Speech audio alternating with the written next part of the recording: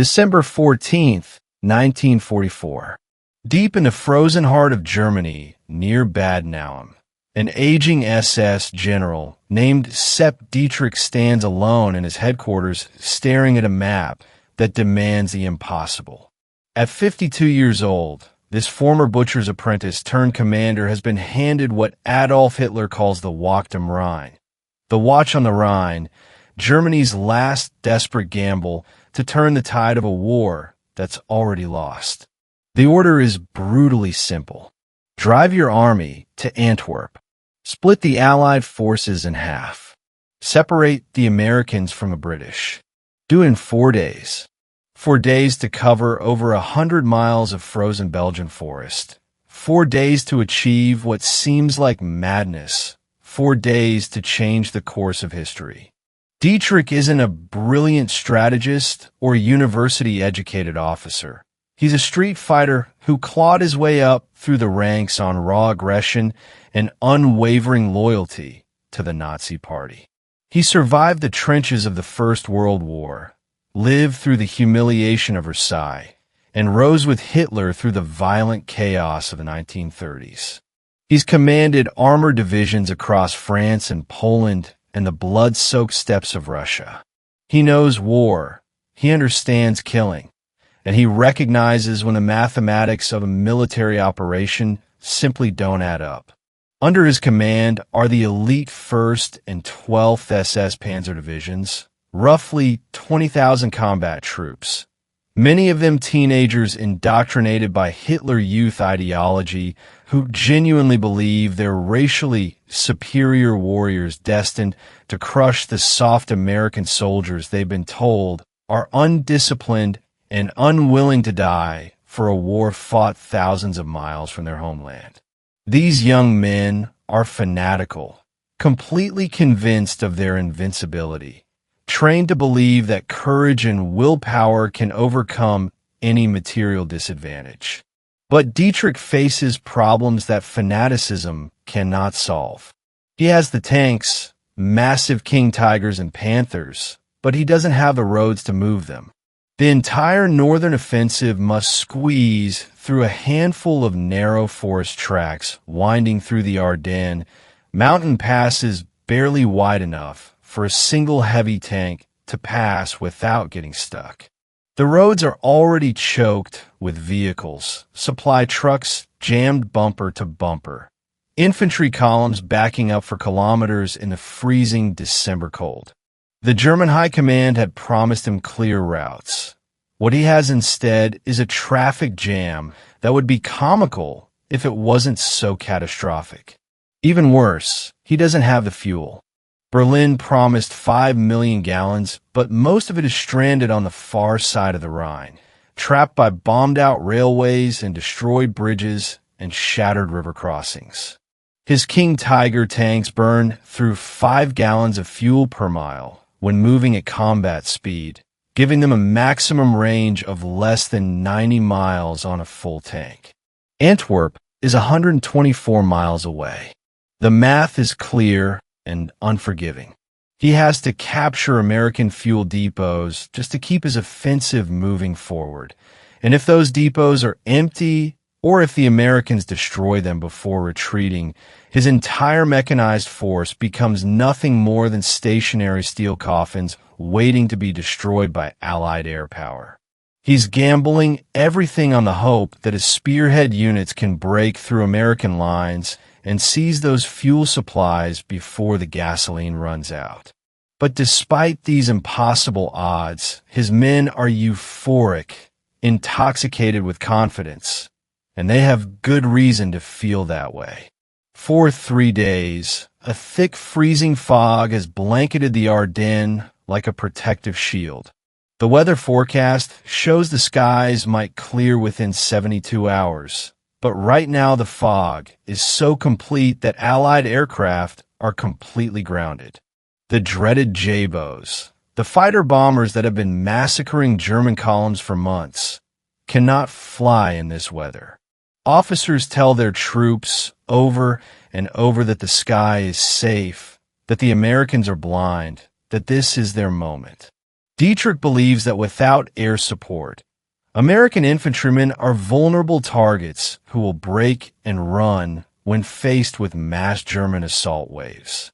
He plans to use tactics straight out of the First World War, overwhelming human wave attacks designed to shock and paralyze the enemy through sheer numbers and fanaticism. He's betting everything on the belief that courage and ideological conviction can overcome material disadvantage. He thinks his only real enemies are the bitter cold and the inexperienced American infantry holding the line. What he doesn't know, what he cannot possibly know, is that the fog is hiding something far more deadly than any airplane. December 16th at 5:30 in the morning, the Ardennes forest explodes into violence. It's still dark, bitterly cold, the kind of cold that makes your lungs ache with every breath. The Hitler Youth Division launches its assault on Elsenborn Ridge with 2 full regiments in the first wave, 20,000 men surging forward through the frozen trees against the American 99th Infantry Division. The Americans are mostly teenagers too, farm boys and factory workers from places like Ohio and Kansas, many of them experiencing real combat for the first time in their lives. They're outnumbered 5-1, facing odds that would shatter most military units. The Germans push them back yard by yard, meter by meter, deeper into the frozen woods. The snow is knee-deep. The temperature has dropped to 18 degrees Fahrenheit. Men slip on ice and fall into hidden ravines, and the screaming in German and English becomes a continuous horrifying sound that echoes through the forest. But the American infantrymen do exactly what they were trained to do. They don't panic, they don't break, they retreat in organized fashion, digging foxholes in the frozen earth, falling back to higher ground, creating new defensive lines, and then retreating and digging again.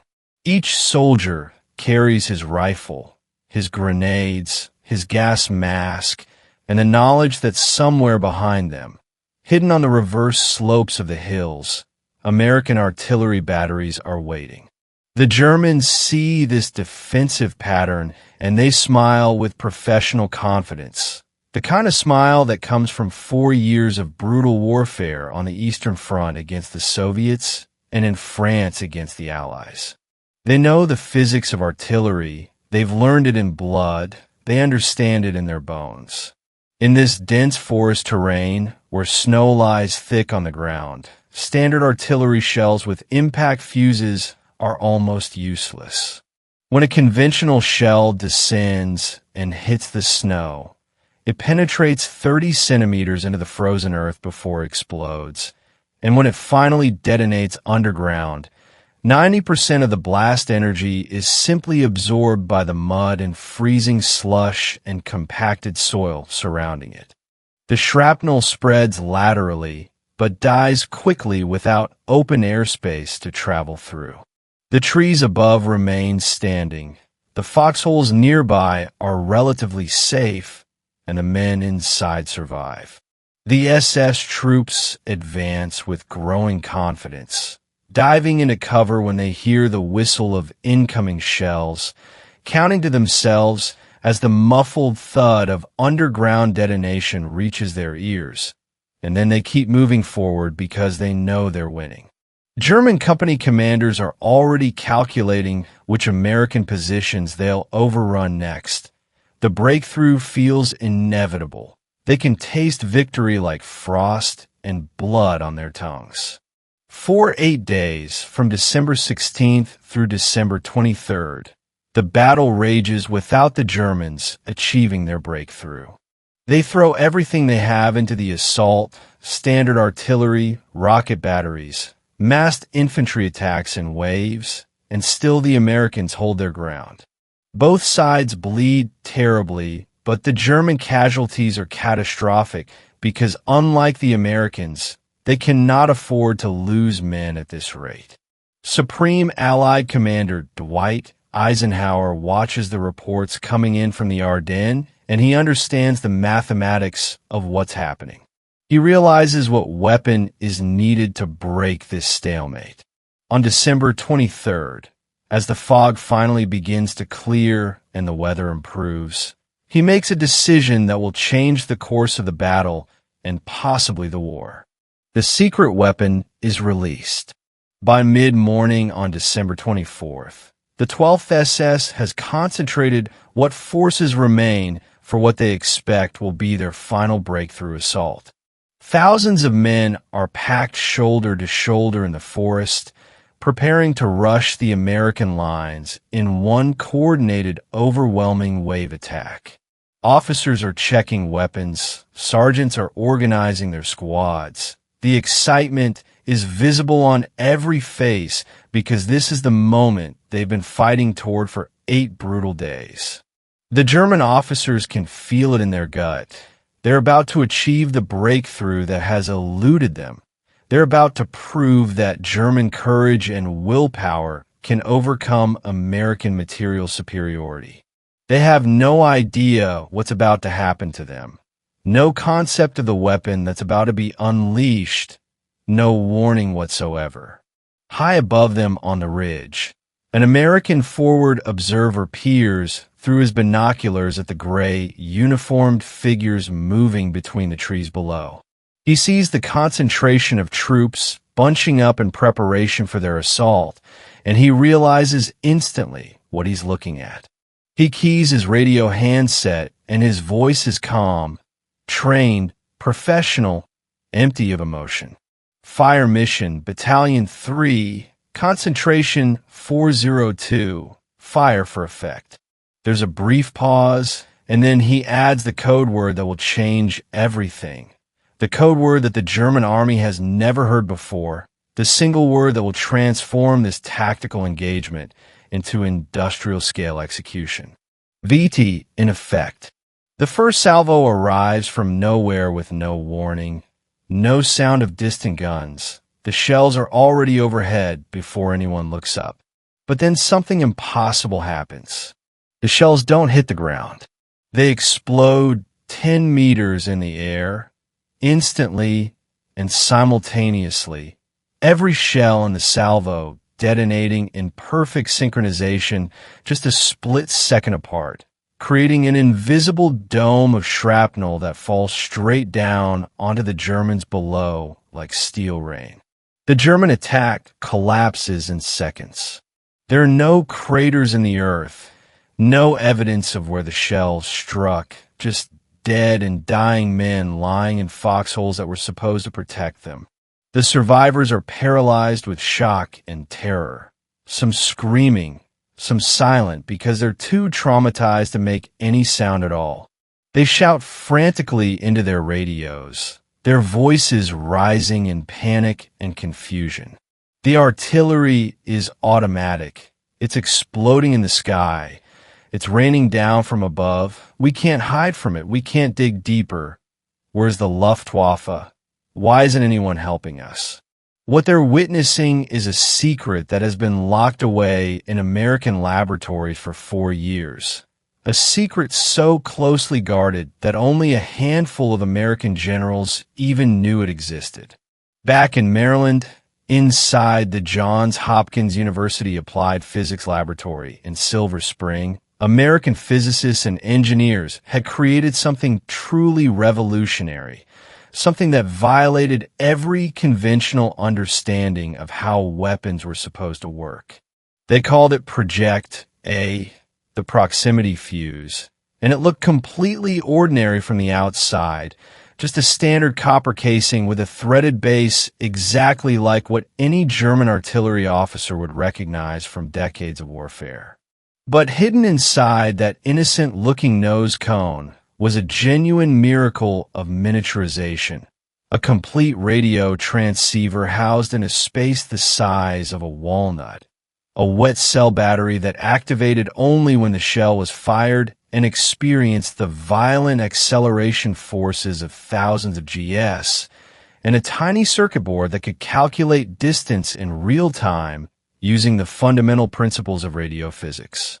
Meanwhile, 800 kilometers away in the frozen Ardennes forest, Sepp Dietrich's men remained confident in the mathematics they understood, the physics that had kept them alive for 4 years of brutal warfare. The shell hits the ground, the dirt absorbs the blast. They're safe in their foxholes. They've always been safe. This is how artillery works. This is the fundamental law of battlefield survival. They were completely and catastrophically wrong. The VT fuse, variable time, was based on the Doppler effect, the same physical principle that makes an ambulance siren change pitch as it passes you on the street, except applied to radio waves instead of sound waves. As the artillery shell descended through the air at 2,000 feet per second, it continuously emitted a radio signal from a tiny antenna in its nose. When the shell approached the ground, those radio waves reflected back off the Earth's surface, and as the shell moved closer and closer, the frequency of the reflected signal increased in a predictable mathematical pattern. The fuse's simple electronic circuit calculated this shift in frequency, this Doppler shift in real time, and when the signal reached a specific intensity, when the shell had descended to exactly 30 feet above the target, precisely the optimal altitude for maximum lethality, the circuit triggered the detonator. Not on impact, not when the shell buried itself in the ground, but in the air directly above the target, creating a perfect cone of supersonic shrapnel that rained straight downward with devastating effect. The mathematics were irrefutable, the physics were flawless, but the men dying in their foxholes didn't know anything about Doppler shifts or radio frequencies or electronic circuits. They only knew that the physics they had learned, the battlefield knowledge that had kept them alive through 4 years of war, had suddenly become completely obsolete. This technology had been absolutely forbidden for use in Europe up until this moment. General Eisenhower himself had personally ordered it kept secret because he feared that if the Germans recovered even a single dud shell, they might be able to reverse engineer the technology and copy it for themselves. It was too revolutionary, too valuable, too game-changing to risk. The VD fuse had only been used by the Navy in the Pacific theater against Japanese aircraft and ships where there was no chance of the enemy recovering an intact example. But now, with Sepp Dietrich's offensive threatening to break through the American lines, threatening to split the Allied armies in two, threatening to force another Dunkirk-style evacuation on the Western Front, Eisenhower made a cold, calculated decision. He released the secret. The VT fuse was cleared for use by 5th Corps Artillery defending the northern sector of the Ardennes, and the war was about to change forever. The result was mathematical slaughter on an industrial scale. Because the shell detonates in the air rather than on the ground, the shrapnel doesn't fly outward in a horizontal spreading pattern across the landscape. It's driven straight down by the explosion's pressure wave, by thousands of pounds per square inch of force, creating a vertical cone of steel fragments falling at supersonic speed directly toward the earth below. The foxhole, that simple hole in the ground that had been the infantryman's best friend for 3 years of conventional warfare, that had been specifically designed to protect soldiers against ground-burst artillery, where shrapnel spreads horizontally, suddenly became a death trap, a bucket perfectly designed to catch the steel rain falling from above. The men inside thought they were safe. They were utterly and completely wrong. A German soldier who somehow survived this barrage and was captured days later tried to describe the experience to his American interrogators. "We heard nothing," he said. "The shell didn't whistle as it came in like normal artillery. It didn't come from the direction where we heard the gunfire. It was just suddenly above us when it exploded. The earth itself seemed to be exploding from the sky. One moment a man was breathing and talking, and the next moment he was simply gone, erased, as if he had never existed at all. In 8 days, the character of the battle had fundamentally transformed. The first 8 days belonged to German courage and fanaticism and willpower. The last days belonged to American industrial physics and electronic engineering. The reports reaching Dietrich's headquarters after the VT fuse barrage began are incoherent, contradictory, impossible to reconcile with standard military reality. Entire battalions are melting away without ever seeing an enemy soldier face to face. Companies are being systematically wiped out by rain falling from the sky, by something that descends invisibly and makes no sound until it arrives and kills. The 12th SS Panzer Division, the iron fist of the entire offensive, the elite force that was specifically selected and trained to spearhead the breakthrough of American lines, is being methodically dismantled by invisible radio waves and tiny electronic circuits. Frantic signals officers are screaming into their radios that they're under attack from some kind of new automatic artillery system, something that has never been encountered before in the history of warfare. Colonels are shouting back that it's impossible, that this violates every rule of warfare that has existed for centuries, that soldiers cannot be killed without warning, without seeing the enemy, without having any chance whatsoever to react or flee or hide or fight back. Regimental commanders are issuing orders that make no sense. Division commanders are countermanding those orders with different instructions that also make no sense, and the entire chain of command is fracturing under the psychological strain of fighting an enemy they cannot see or understand.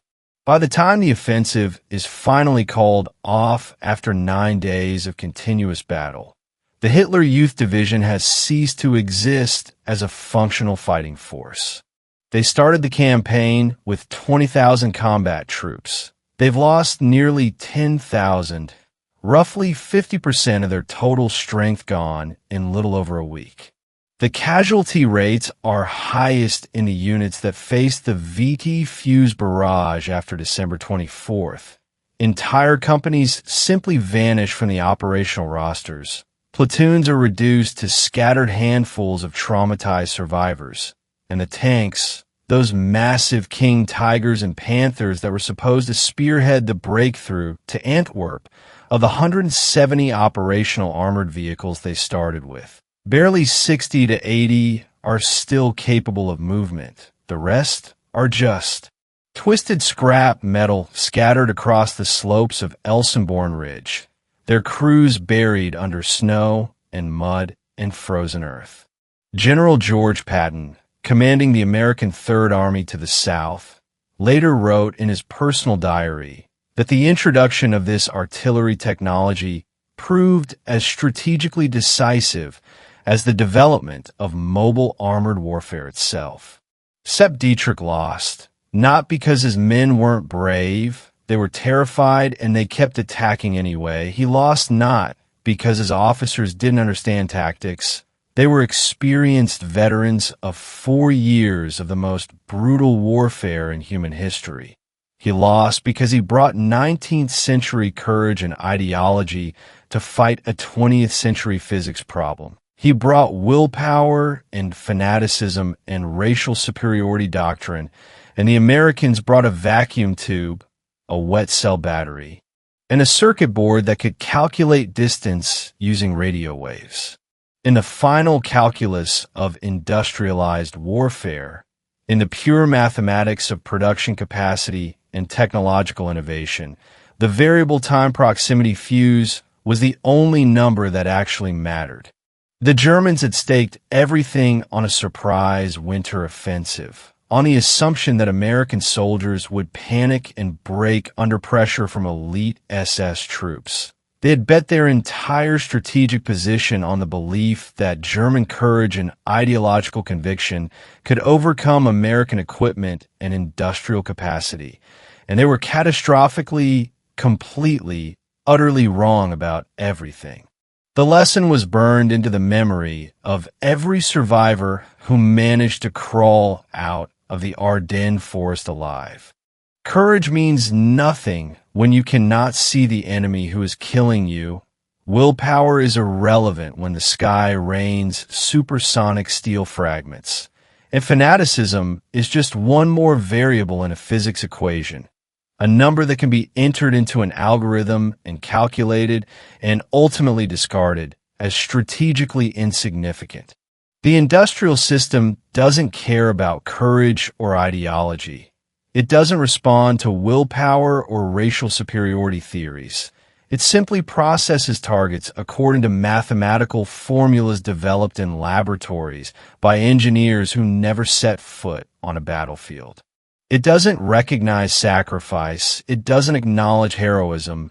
It only recognizes one single thing: efficiency. And on December 24, 1944, the American industrial war machine proved far more efficient at killing than German fanaticism was at dying.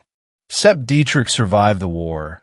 He was captured months later as Germany collapsed, and he lived until 1966, long enough to see his entire ideology completely destroyed and forgotten, long enough to watch the world he fought for turn to ashes. In his memoirs written years later, he never fully explained what happened on Elsenborn Ridge. He never adequately articulated how 20,000 elite troops could be stopped cold by artillery fuses. Maybe he couldn't find the words. Maybe he didn't understand the physics well enough to explain it. Or maybe he understood too well and simply couldn't bear to write it down.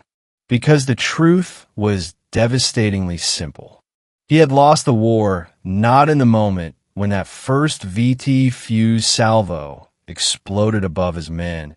He had lost it years earlier in factories scattered across Ohio and Pennsylvania and Michigan.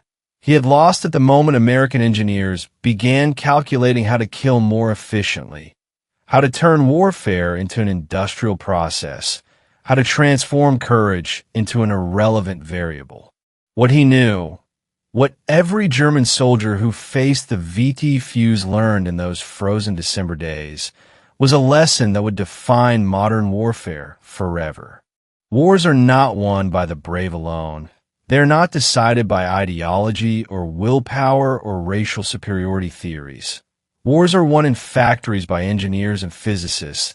They are won by the side that can build better weapons faster, by the side that can innovate and adapt and calculate physics more efficiently than the enemy can move a finger on a trigger.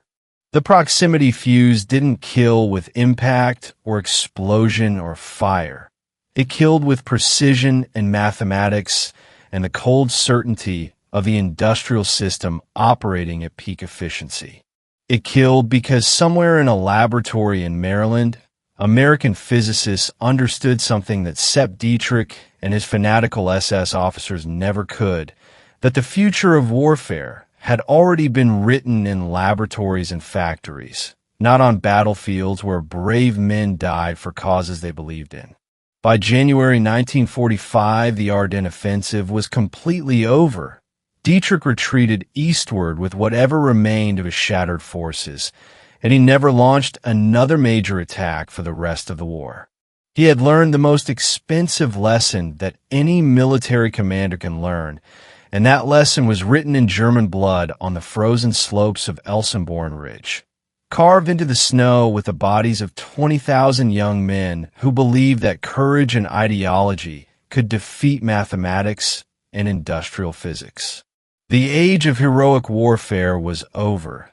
The age of industrial calculation had begun, and nothing would ever be the same again.